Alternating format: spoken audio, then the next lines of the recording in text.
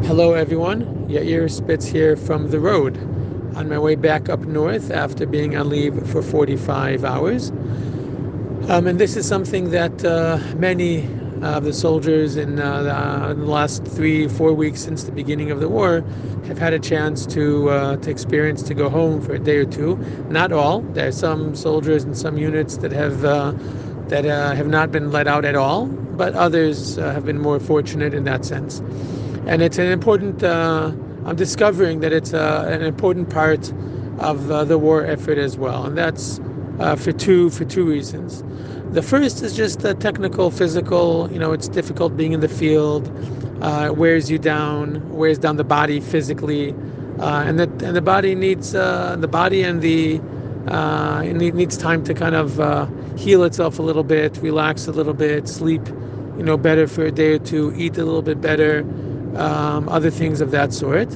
And after being home for a day or two, I can definitely feel stronger, more relaxed, more energy to go back and to continue. But the truth is, I think there's another aspect to it which is far more significant, and that is meeting up with the family again.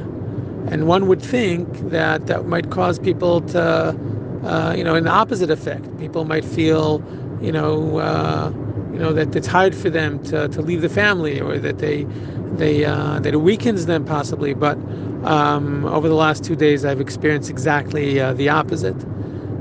So specifically because I haven't been home for a few weeks, and I don't have the ability to speak on the phone with each one of the kids.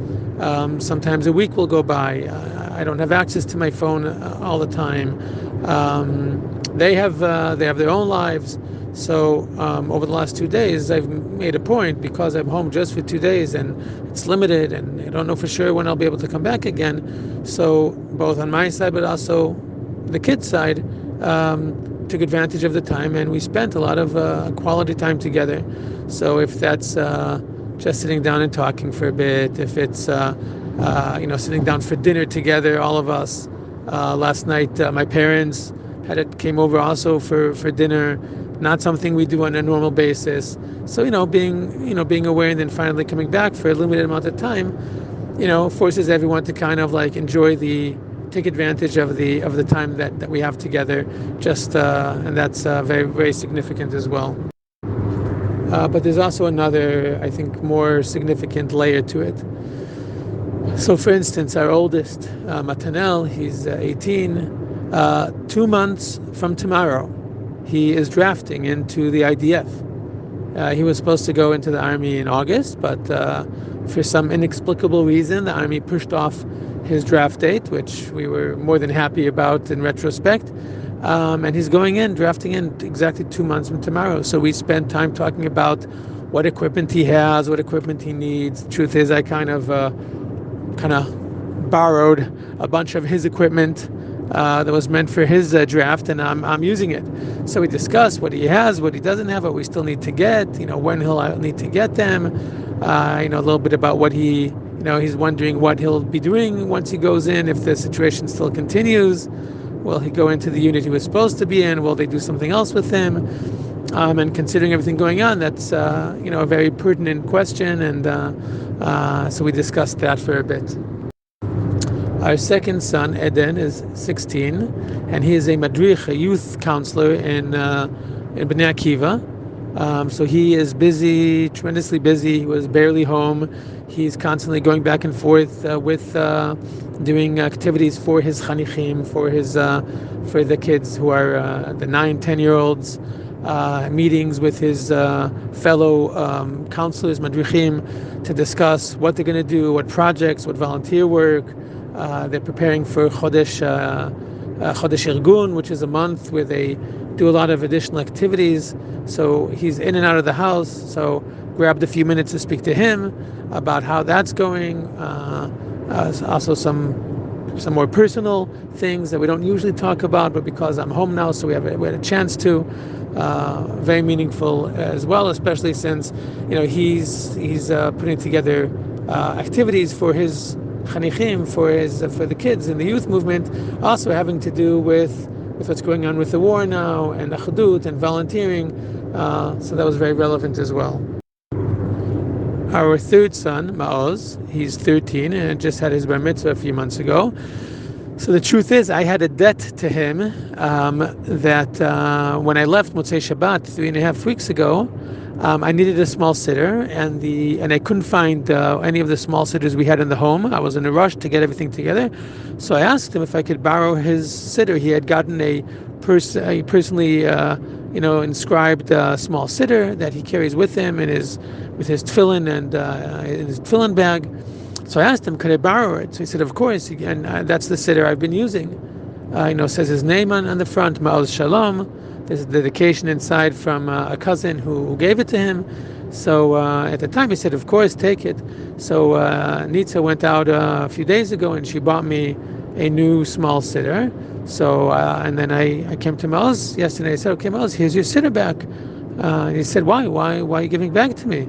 So I told him because I got a new one. Ima got me a new one, and here, it's starting to get frail. It's not going to look as nice because it's in the field. And he looked at me and said, Abba, no, please keep it. I want you to use my siddur. So I said to him, but it might get ruined a little bit. He said, no, Abba, I really prefer that you use my siddur. And that obviously kind of melted my heart a little bit, and I said, of course, I'll take your siddur. I'll use your siddur. It's with me every day. I'm using it. I'm davening with it. So that was extremely meaningful as well. Our daughter Aliyah is 9 years old, and for the last few months, she and I on Shabbatot, we've been learning Mishnayot, Masechet Midot. So that's a tractate of the Mishnah that talks about the physical structure of Beit HaMikdash, describes it in detail, the different areas, the sizes, the functions of the different areas of the Beit HaMikdash. And Aliyah has taken a real fascination with Beit HaMikdash, really captured her imagination and her passion, and she's very interested in it. So that's what we've been studying. So yesterday evening, Aliyah came to me and said, Abba, holding the Mishnah, and we have a Mishnah with pictures and diagrams. So she came to me holding the Mishnah saying, Abba, can we learn a little bit? So I said to her, sure, of course. So yesterday we did 2 Mishnayot. This morning we did the last Mishnah of Perek Dalet of the 4th chapter of the tractate. And obviously sitting with my daughter learning Mishnayot, talking about Beit HaMikdash, obviously is extremely, I think, symbolic of everything that's happening now, reminding me and us of what the ultimate goal is, the fact that we're living a dream thousands of years old, and we're still dreaming for the full fulfillment of that dream. So that was extremely meaningful this morning as well. And last but not least, and most importantly, Nitza, my amazing wife, who many of you know, but I know now that many other people listening as well.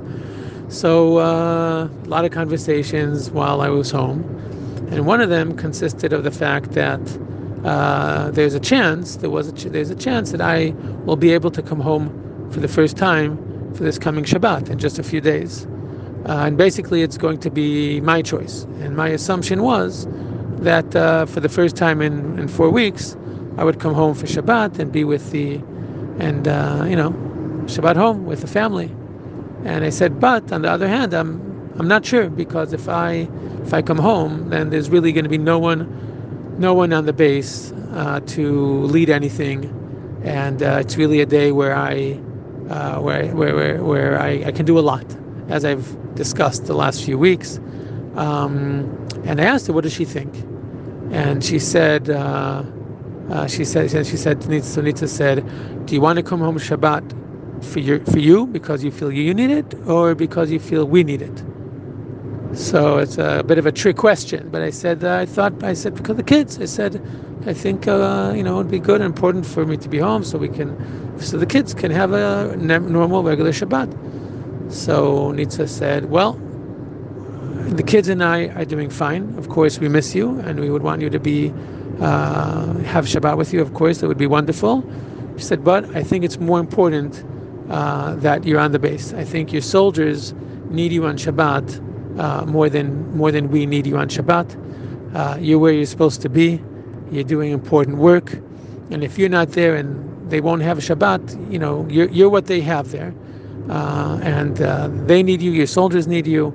The army needs you. They need you there to strengthen them, and Shabbat's your day.